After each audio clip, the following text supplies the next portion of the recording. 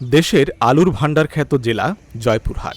তবে মাঠ ভরা ফলন হলেও কৃষকের মুখে এখন হাসির বদলে শুধুই হতাশার ছাপ। কয়েক বছর ধরে আলু চাষ করে লাভের মুখ দেখা তো দূরের কথা, উৎপাদন খরচ আর হিমাগড়ের ভাড়া তুলতেই পারছেন না চাষিরা। সার, বীজ ও শ্রমিকের মজুরি সহ ৬০ কেজির প্রতি বস্তা আলুতে খরচ পড়েছে ১৪০০ টাকা পর্যন্ত। বর্তমানে হিমাগার গেটে প্রতি বস্তা বিক্রি হচ্ছে ৯০০ থেকে ৯৫০ টাকায়। এতে কৃষকদের লোকসান গুনতে হচ্ছে বস্তা প্রতি প্রায় ৫০০ টাকা। ২ বিঘা আলু ১৫০ বস্তা কোল্ড স্টোরে রাখছি, ১৩০ বস্তা। আর ৩০ বস্তা আলু কোল্ড স্টোরে রাখছি। বর্তমানে ভরার মূল্য যা, কোল্ড স্টোরে ভরা দিয়ে আমার বীজের টাকা আমি বিক্রি করে পাই নাই। বর্তমানে আলু নিয়ে যে দুরবস্থায় আছে, গত বছরও আলু পুরাটা মার, এই বছরও আমাদের পুরো আলুই মার। আমাদের কৃষকের কোনো অস্তিত্ব নাই। বর্তমান অবস্থা আমাদের কৃষকের দুর্ভোগ খুবই খারাপ। প্রত্যেকটা জিনিসের দাম বেশি, কিন্তু কৃষকের জিনিসের দাম কম। যেমন আলু বেচতেছি ১৫ টাকা, ভরা দিচ্ছি ৬০ টাকা, বীজ কিনেছি তখন ৫০ টাকা। বীজের টাকায় আমাদের আলু বেচে হচ্ছে না। সার কি করব?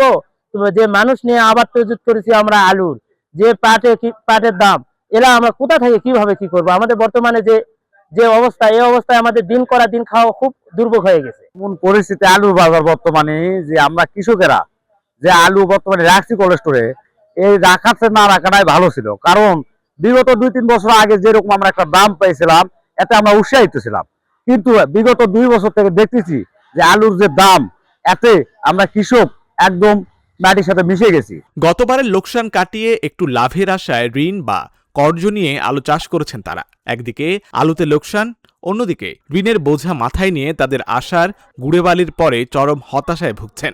ধারাবাহিক লোকসান ঠেকাতে আলু বিদেশে রপ্তানি ও সরকারি সহযোগিতা চান তারা। কেজি আলু কাঁচা বেচতেছি ১৫ টাকা, আর কোল্ড স্টোর ভরা দিচ্ছি ৬০ টাকা।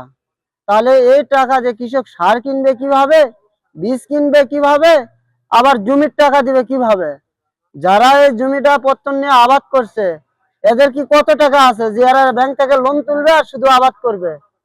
বর্তমান পরিস্থিতিতে যদি এভাবে সবকিছু মূল্য উঠে যায়, কৃষক বাঁচবে না এই অবস্থা হলে। ভাই, এই কমের জন্য আলু বিক্রি হচ্ছে না, আলু বাড়াচ্ছে না, আমরা লেবার কাজও করা পারছি না।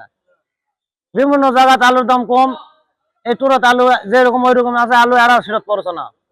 না পড়ার কারণে আমাদের কাজও নেই। গৃহস্থরা আলু টুরাত থুছে, গৃহস্থরা আসে আলু বিক্রি করা পারছে না। কৃষক লস খাচ্ছে, ব্যবসায়িকও প্রায় বস্তাকে ২০০, ২৫০, ৩০০ টাকা লস। গত বছর আপনার গোটা মনে করেন টাকাই শেষ হয়ে গেছে। কৃষক কোনো প্রকার টাকা পায়নি, পাশাপাশি ব্যবসায়িকও টাকা পায় নাই। তবে সরকার যদি কোনো উদ্যোগী নেয় বিদেশে আলু দেওয়ার জন্য, তাহলে ব্যবসায়িক বাঁচবে এবং কৃষকও বাঁচবে। ২ বছর আগে আলুর দাম ঊর্ধ্বমুখী হওয়ায় এবার আলু চাষে ঝুঁকেছিলেন কৃষকরা। উৎপাদন হয়েছে চাহিদার চেয়েও বেশি। আলু বিদেশে রপ্তানি না করলে কৃষকের লোকসান কমানো সম্ভব নয়, বলছেন হিমাগার কর্তৃপক্ষ। আমাদের দেশের চাহিদা মিটিয়ে বিদেশে রপ্তানি কম হয়, তার ফলশ্রুতিতে কৃষক এবং ব্যবসায়ী উভয়ে ধরাশায়ী হয়। আমাদের জয়পুরহাট জেলা আলু উৎপাদনের জন্য দ্বিতীয় বৃহত্তর জেলা। এই জেলাতে সচরাচর আলু উৎপাদন হয়ে থাকে। আমাদের জেলার অনুরূপ আলুর এই ঊর্ধ্বমুখী বাজার দেখে অন্যান্য জেলাগুলো যেভাবে আলু উৎপাদন প্রতিযোগিতায় নেমেছে, তাতে সারা বাংলাদেশে কৃষক এবং ব্যবসায়ী উভয়ে ক্ষতিগ্রস্ত হয়েছে। কিন্তু যে জায়গাগুলোতে বিগত সময়ে আলুর উৎপাদন হইতো না, সেই জায়গাগুলোতে আগে যে ফসলটা উৎপাদন হতো, সেই বিষয়ে যদি সরকার একটু লক্ষ্য রাখে, সেক্ষেত্রে সারা দেশে আলুর এই বাজার বা তাদের যে পণ্য উৎপাদন করবে, তারা ন্যায্য মূল্য পাবে। কৃষকদের আলু বিক্রির লোকসান ঠেকাতে ও আলু চাষে লাভবান করতে নানামুখী বাজারজাতকরণ ও রপ্তানি প্রক্রিয়ার পরামর্শ দেওয়া হচ্ছে, বললেন জেলা কৃষি বিপণন কর্মকর্তা। এ বিষয়ে কৃষকদের ভাষ্য অনুসারে তাদের কিছুটা লোকসান গুনতে হচ্ছে।